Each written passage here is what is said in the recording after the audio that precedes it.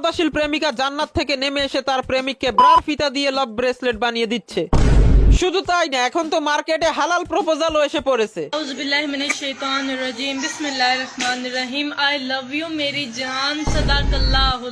আসলে এইসব মেয়েদের পায়জামা খুললে হইয়ের পর গরম রড বেকা করে, মানে একদিকে পর্দাশীল মেয়েরা সোয়াব যুক্ত টিকটক ভিডিও বানাচ্ছে,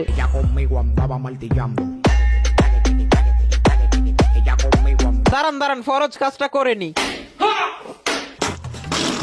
অন্যদিকে পর্দাশীল পরেশগার মেয়ে কনসার্টের মাঠ কাঁপাচ্ছে।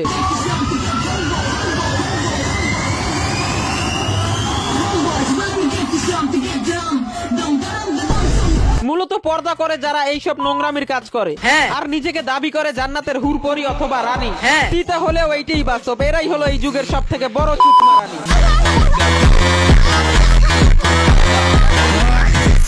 দেখেন, আসলে স্কুল আর মাদ্রাসা নাই, কিছু মানুষজন বোরকাটাকে নোংরামির লাইসেন্স বানিয়ে ফেলছে।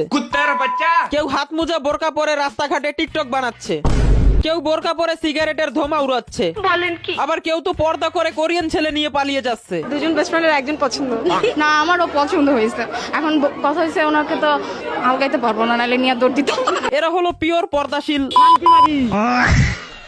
মানে ভাই, এই যুগটাই এমন, বেশিরভাগ মেয়েরা নিচের পর্দা ফাটিয়ে উপরে পর্দা করে হাঁটে, বোরকা হিজাব করে মানুষের সামনে ইনোসেন্ট অথবা ধার্মিক সাজে। খোঁজ নিয়ে দেখেন কোন জায়গা কনসার্ট হলে এইসব হুজুরানিরাই প্যান্টি খুলে নাচে।